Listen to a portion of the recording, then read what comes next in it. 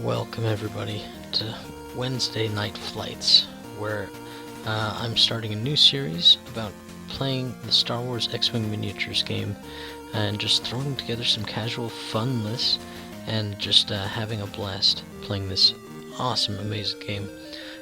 Tonight, to kick things off, I'm actually starting off with a list that I put together last week.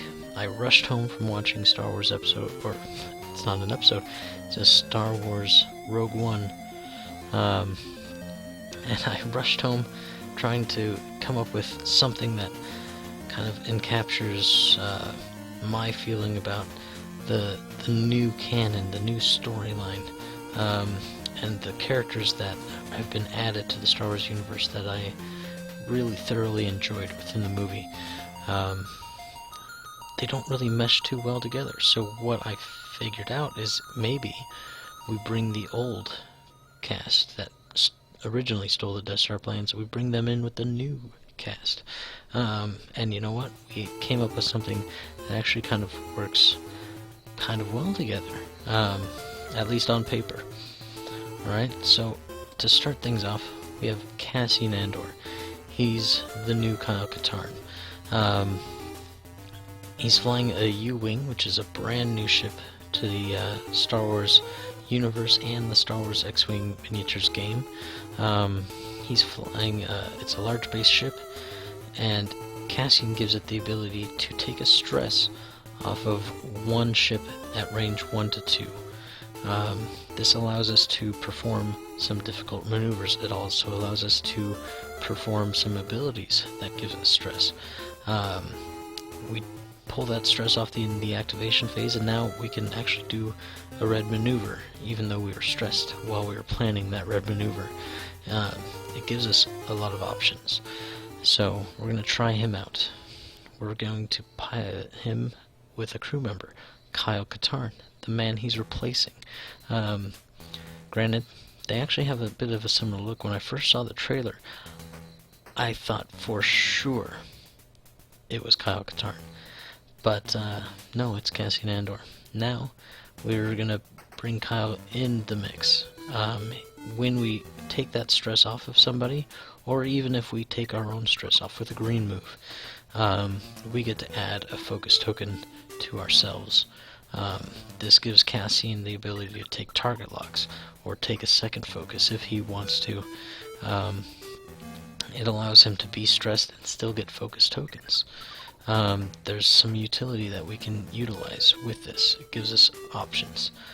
In X-Wing, having options is always a good thing. And we're throwing on the free title because, of course, it's free. On the landing side, you get to turn around right in place. If you show that you're doing a zero stop maneuver, you can actually flip your ship 180 degrees. You still get the stress, but no additional side effects. Really nice that you don't have to actually turn the ship around, which can be difficult as it's only got a 2 hard turn. We're going to be backing up Cassian with Jan Ors. Jan Ors is in flying the Hawk, notably not the strongest ship in the game, but Jan has a very unique ability that is actually really strong, and she's a fairly cheap pilot to get out. Jan, and as far as Star Wars lore is concerned, used to be, before Disney took over, the pilot for Kyle Katarn. She used to back him up, and she was part of stealing the Death Star plans as well. In the game, she allows us to add an attack die. For the cost of a stress, we can add an attack die to another person's attack. Can be very strong, especially with the next ship that we'll get into in a second, but really nice ability. We have to take stress to do it. We can't be stressed in order to perform it, but with Cassian there to take our stress away, that shouldn't be an issue. Jan is going to be flying wired. Maybe she's drinking too much caf, I don't know. But when she's stressed, she gets to re-roll a focus result. That's both on attack and defense. She's just jacked up on some caffeine and she's ready to deal out some punishment and hopefully survive a couple rounds. Jan has a turret slot. What do you do with a ship that has a turret slot? You put on a twin laser turret. That's pretty much standard for anybody with a turret upgrade available to them. It allows us to shoot 2 attacks with 3 dice. Both of those attacks can only do a maximum of 1 damage if they hit, but it's a nice way to eat up some focus or evade tokens, and it's a nice way to push small amounts of damage through that can add up as time goes on. We're flying Jan with Jin Erso, another character that when I first saw the trailer, man, I could have sworn they said it was Jan Ors, which helped lead me to believe that Cassian was Kyle. It kind of disheartened me when I found out that it was a new character. I wasn't sure what to think, I wasn't sure what to feel, but man, after seeing the movie, I'm sold. It's good stuff. Granted, I still like the old characters, but these new people that have come into the Star Wars universe, great additions. Great. In the game, she gets to add the action of giving other people focus, or to Jan herself if there's multiple people in her firing arc. So how this works is if there's a friendly ship at range 1 to 2, including yourself, you can give them as many focus tokens as there are enemies within your firing arc at range 1 to 3, up to 3 focus tokens. This works really well for Jan herself, as we'll get into her title. It also works really nicely for the other ships that we're flying with. Having focus tokens is a huge boost to both your attack power or your defense, whatever you need it for. It's a nice versatile option, and having more than one just makes it even better, especially when focus fire is such a key to the game. If you can add more tokens, you can hopefully survive a bit longer through several attacks in one round. We're also putting the multi-crow title on Jan Ors. This allows her to save her focus tokens for future use later on. There's no limit to how many we can save. We can just keep stockpiling and stockpiling. It's really going to help Jan while she's giving away focus tokens, and while she's getting stressed for boosting other people's attacks. It's just going to help her have a cache of focus to use. Very nice title. And to cap things off, Wedge Antilles. Granted, he wasn't in the movie, I understand that, but he is the Rogue Squadron leader. So if we're going rogue, we want to take Wedge. He's also just got a great ability in the game. He has the ability to drop 1 green die from the enemy ship that he's firing at for his attack. That makes him just insanely strong at times, especially with Jan boosting his attack to 4. It really can add some big punch to your attacks. We're going to put BB-8 on him. That droid is a solid addition to an X-Wing. X-Wings, not very maneuverable, and when you're flying a ship that really has to do most of your attack power, you need it to be able to fly around the board a little bit, jockey for position, get things in arc. BB-8, if we reveal a green move, granted we only have 4 of them, but if we reveal one, we get to perform a barrel roll and change our arc, change our positioning, get out of somebody's arc. It can really help us get just in the right spot. Snapshot. This one can be a hit or miss in games, especially with such a high pilot skill. The problem being here is that you move last, so you're really setting up your snapshots for your next turn. You're making no-fly zones for that next turn, unless they want to take some major damage, and with being paired with Wedge, who gets to drop that agility die, it can really be a strong attack, and maybe even finish somebody off. Granted, it's only a 2-die attack, you can't modify it, but typically your enemy won't be able to modify their green dice either. But Wedge's ability still comes into effect, so it could be really strong. We're trying it out, we're going to see how it goes. And we've also got Integrated Astromech. It's a free modification. We're out of points anyway, so we might as well put it on. If Wedge is about to die by a single damage, we can discard that damage if we discard BB-8.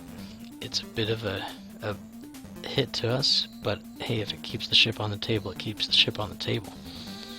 So that's what we're flying. Our opponent is flying Jess Pava.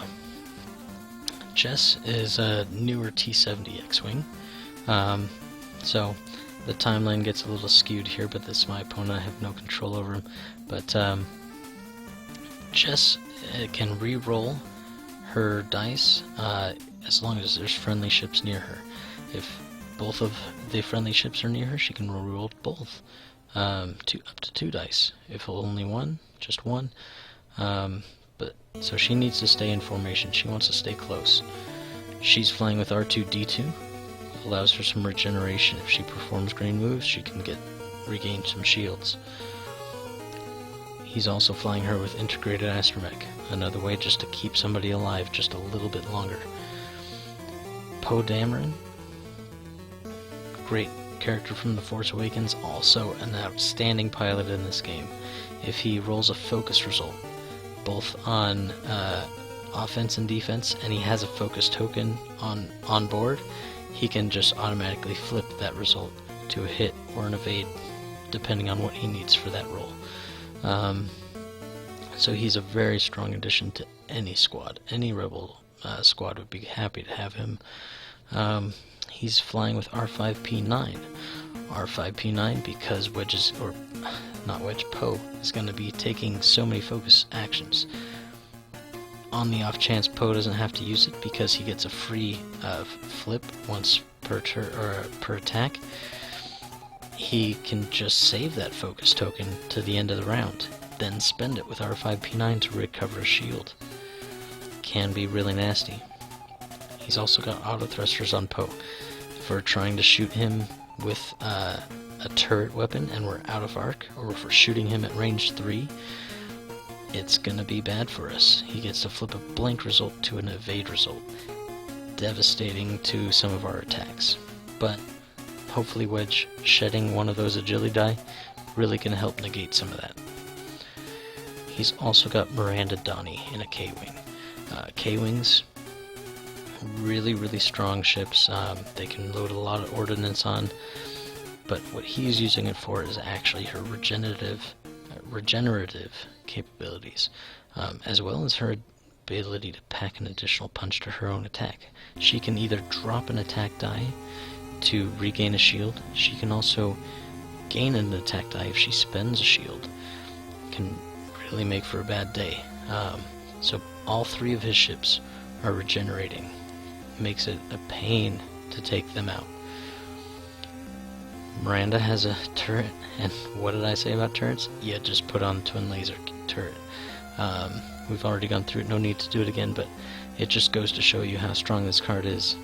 If you have a turret upgrade, you just put it on there. It's just what you do.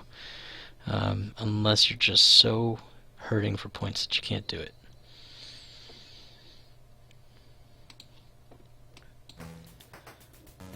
She's also got long range scanners on. This allows Miranda to kind of fly away and come back around for another pass. She can't gain target locks within range 1 to 2, but she can gain a target lock from 3 and beyond. So she can just get them wherever she is at the start, fly in, utilize it, fly out, and get it back. Probably while regaining some shields. So it's a tough list. It definitely is going to be a pain to take out. If we can't hit them hard and fast, it's going to be a slow slog through all that health and shields. Then they're going to be regenerating and regenerating and regenerating. So we need to hit them hard. We also need to focus fire and just knock one ship down at a time if we can. So that's what's flying tonight. Let's get to it.